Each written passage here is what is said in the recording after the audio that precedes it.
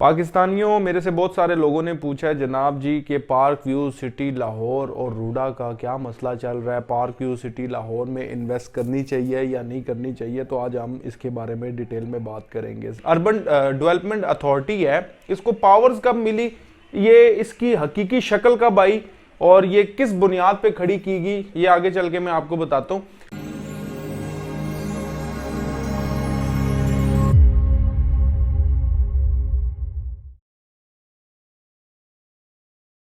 औज़ुबिल्लाहिमिनश्शैतानिर्रजीम, बिस्मिल्लाहिर्रहमानिर्रहीम। मैं उसामा खुशहाल फ्रॉम खुशहाल मार्केटिंग तमाम देखने सुनने वालों को दिल की गहराई से खुशामदीद करता हूँ, वेलकम करता हूँ। अल्लाह पाक से उम्मीद करता हूँ कि आप जहाँ कहीं होंगे खैर आफियत से होंगे। पाकिस्तानियों, मेरे से बहुत सारे लोगों ने पूछा है जनाब जी कि पार्क व्यू सिटी लाहौर और रूडा का क्या मसला चल रहा है, पार्क व्यू सिटी लाहौर में इन्वेस्ट करनी चाहिए या नहीं करनी चाहिए। तो आज हम इसके बारे में डिटेल में बात करेंगे। सबसे पहले हमारे लिए ये ज़रूरी है कि हम जाने कि रूडा क्या है।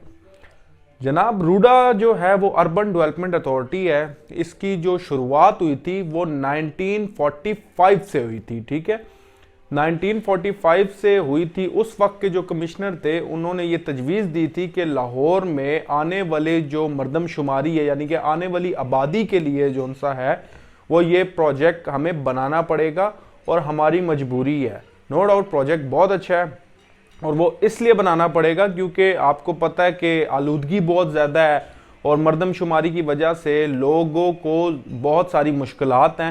तो इसलिए एक न्यू सिटी जो सी है वो इंट्रो करवानी थी लाहौर के अंदर।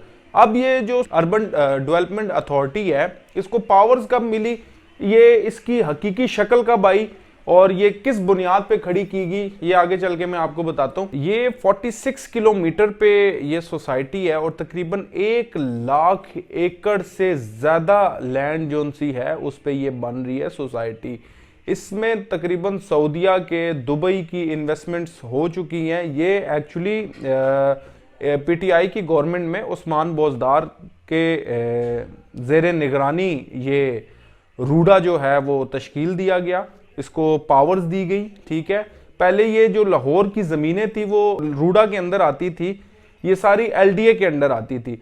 लेकिन जब से ये रूडा प्रोजेक्ट है, एलडीए ने मतलब अपने हाथ खड़े कर दिए और सबको ये कहा भाई रूडा ही जाने और आप जाने और हम इस चीज़ से बाहर हैं।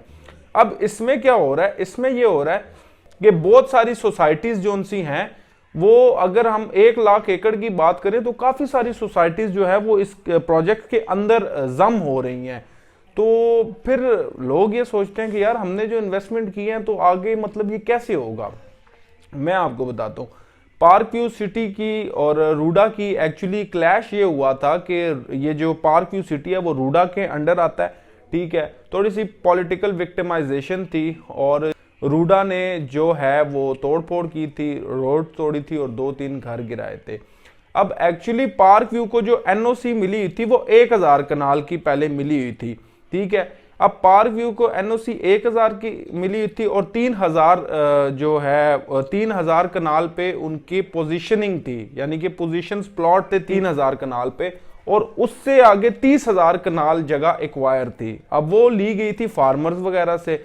अब फार्मर से ली जा रही है, अब बीच में इतनी खिचड़ी पकी हुई है, इतनी खिचड़ी पकी हुई है कि farmer RUDA versus society, farmer के साथ ज्यादती हो रही है कि उनको उनकी कीमत पे जितनी उनकी जगह की वैल्यू है उस हिसाब से नहीं मिल रही। इवन फार्मर को जो है वो 1200 रुपया मरले के हिसाब से पे किया जा रहा है।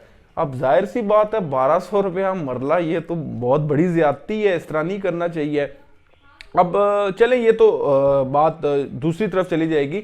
हमारा मकसद ये था कि क्या पार्क व्यू में आगे पार्क व्यू का फ्यूचर क्या है। एक्चुअली मैं आपको बड़ी सिंपल सी बात बताऊं कि जो बिजनेसमैन होता है ना, वो इन तमाम चीज़ों को मद्देनज़र रख के ही अपने फैसले करता है।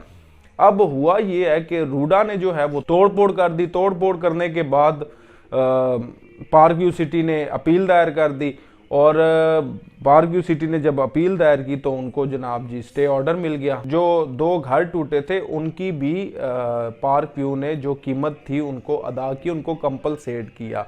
अब एक्चुअली इसका सिंपल मैं आपको बताता हूँ क्या होता है।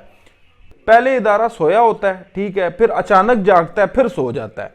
ये हमारे मुल्क का अलमिया है। ठीक है, इदारे को चाहिए हमारे कि अब होता ही है कि पहला जो ऑफिसर्स यानी कि मिसाल के तौर पे जो कोई भी अफसर आएगा उसकी पार्क व्यू के साथ या किसी और सोसाइटी के मालिकों के साथ अच्छी बनेगी, उसको भी पैसे लगते रहेंगे, सबको पैसे लगते रहते हैं तो वो खुश रहते हैं। जैसे ही उनका ट्रांसफर होता है कोई और होता है, अब हो सकता है अगला जो अफसर आए वो अथरा हो, थोड़ा वो ना सुनता हो, वो ना कुछ करता हो, वो सीधा जो उसके दिमाग को ठीक लगता है वो करे, तो इन चीज़ों में क्लैशेस बन जाते हैं।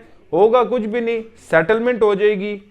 और ये तमाम जाहिर सी बात है, अब जिधर पब्लिक इंटरेस्ट है, इतने सारे लोगों का उन सोसाइटीज़ में घर बनी है, लाखों रुपए करोड़ों रुपए की जो उनसा है वो जगह है, तो गवर्नमेंट कुछ ऐसा एक्शन उसको उठाना पड़ेगा कि जो उनसा है ये लोगों का नुकसान भी ना हो, क्योंकि जहाँ पे पब्लिक इंटरेस्ट आ जाता है ना वहाँ पे आपकी गवर्नमेंट बेबस हो जाती है। जैसा कि बैरिया टाउन कराची है, उधर 460 बिलियन डॉलर पे जो सा है वो सेटलमेंट हो गई थी, जुर्माने हो गए थे। तो इस तरह मतलब चलता रहेगा, इसमें कोई ऐसा सच आपको परेशान होने की ज़रूरत नहीं है, जस्ट वेट करें एंड वॉच करें। और पार्क व्यू ने नई डील लॉन्च कर दी है, इनके एक्सपेक्टेड है कि 45 लाख रुपीस तक प्लॉट हों इसमें, ठीक है। डील 23 की है। डील 23 सिंपल ये है, ये 3 ब्लॉक है, इनमें क्रिस्टल है, पर्ल है और सिल्वर ब्लॉक में, इसमें 50% आप पेमेंट देंगे आपको पोजीशन मिल जाएगी।